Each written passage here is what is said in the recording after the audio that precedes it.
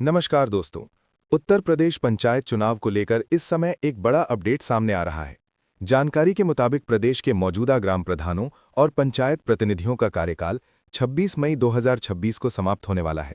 यानी अब गांव की सरकार बदलने का समय धीरे धीरे करीब आता जा रहा है। लेकिन इसी बीच पंचायत चुनाव को लेकर कई सवाल भी उठने लगे हैं, क्योंकि अभी तक चुनाव की आधिकारिक तारीख घोषित नहीं की गई है। कुछ रिपोर्ट्स में कहा जा रहा है कि पंचायत चुनाव 2026 में ही कराए जा सकते हैं, जबकि कुछ खबरों में दावा किया जा रहा है कि आरक्षण और वोटर लिस्ट की प्रक्रिया के कारण चुनाव में देरी भी हो सकती है। यही कारण है कि इस समय पूरे उत्तर प्रदेश के गांवों में एक ही सवाल चर्चा में है। आखिर पंचायत चुनाव कब होंगे? क्या ग्राम प्रधानों का कार्यकाल बढ़ सकता है? क्या सरकार गांवों में प्रशासक बैठा सकती है? और चुनाव की असली तारीख क्या हो सकती है? आज की इस वीडियो में हम आपको पंचायत चुनाव से जुड़ा पूरा लेटेस्ट अपडेट बताएंगे, इसलिए वीडियो को अंत तक जरूर देखें। पंचायत चुनाव क्या होते हैं? भारत में लोकतंत्र को मजबूत बनाने के लिए पंचायत व्यवस्था बनाई गई है। पंचायत चुनाव गांवों की सरकार बनाने का सबसे महत्वपूर्ण तरीका है। इन चुनावों के जरिए गांव के लोग अपने प्रतिनिधि चुनते हैं, जो गांव के विकास कार्यों की जिम्मेदारी संभालते हैं। उत्तर प्रदेश में पंचायत व्यवस्था 3 स्तर पर काम करती है: ग्राम पंचायत, क्षेत्र पंचायत और जिला पंचायत। ग्राम पंचायत स्तर पर गांव के लोग सीधे वोट देकर ग्राम प्रधान और ग्राम पंचायत सदस्य चुनते हैं। क्षेत्र पंचायत में बीडीसी सदस्य चुने जाते हैं और जिला पंचायत में जिला पंचायत सदस्य चुने जाते हैं। इन सभी प्रतिनिधियों का कार्यकाल सामान्यतः 5 वर्ष का होता है। पिछला पंचायत चुनाव कब हुआ था? अगर पिछले पंचायत चुनाव की बात करें तो उत्तर प्रदेश में आखिरी पंचायत चुनाव 2021 में आयोजित किए गए थे। उस समय चुनाव 4 चरणों में हुए थे और पूरे प्रदेश के लाखों मतदाताओं ने इसमें भाग लिया था। उस चुनाव में लगभग 58,000 ग्राम प्रधान, 75,000 से ज्यादा क्षेत्र पंचायत सदस्य और 3,000 से ज्यादा जिला पंचायत सदस्य चुने गए थे। अब 5 साल का कार्यकाल पूरा होने के बाद फिर से चुनाव होने का समय आ गया है। प्रधानों का कार्यकाल कब खत्म होगा? वर्तमान ग्राम प्रधानों और पंचायत प्रतिनिधियों का कार्यकाल 26 मई 2026 तक बताया जा रहा है। इसके बाद इनका कार्यकाल समाप्त हो जाएगा। अब सबसे बड़ा सवाल यह है कि कार्यकाल समाप्त होने से पहले चुनाव हो जाएंगे या नहीं।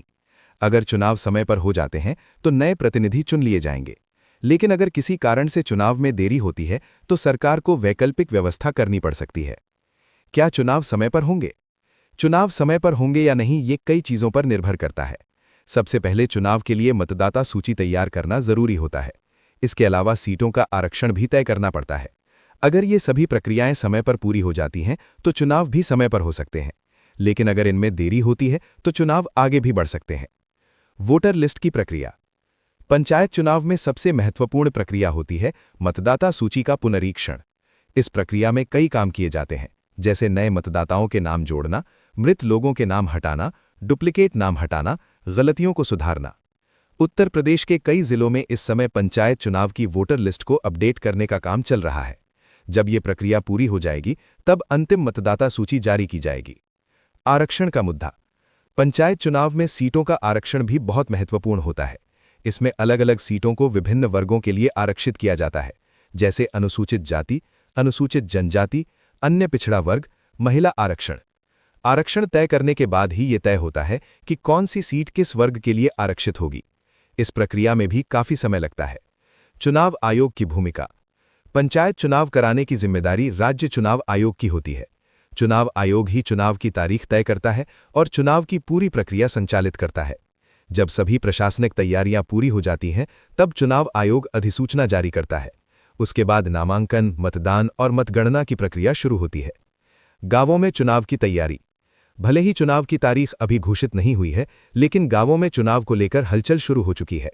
कई जगह संभावित उम्मीदवार गांव में लोगों से संपर्क कर रहे हैं। पंचायत चुनाव में अक्सर गांव की राजनीति बहुत सक्रिय हो जाती है। गांवों में बैठकों का दौर शुरू हो जाता है और लोग अपने उम्मीदवार तय करने लगते हैं। ग्राम प्रधान की भूमिका।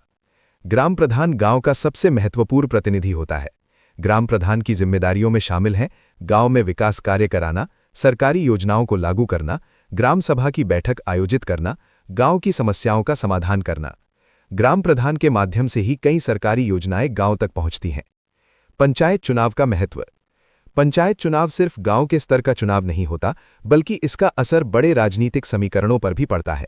गांवों में किस पार्टी का प्रभाव ज्यादा है, ये काफी हद तक पंचायत चुनाव से पता चलता है। इसी वजह से कई राजनीतिक दल पंचायत चुनाव को बहुत गंभीरता से लेते हैं। अगर चुनाव में देरी हुई तो क्या होगा? अगर किसी कारण से पंचायत चुनाव समय पर नहीं हो पाए तो सरकार गांवों में प्रशासक नियुक्त कर सकती है। ऐसी स्थिति में पंचायत का प्रशासनिक काम अधिकारी संभालते हैं। हालांकि आमतौर पर कोशिश यही रहती है कि चुनाव समय पर कराए जाएं। आने वाले समय में क्या हो सकता है? आने वाले महीनों में पंचायत चुनाव को लेकर स्थिति और साफ हो सकती है।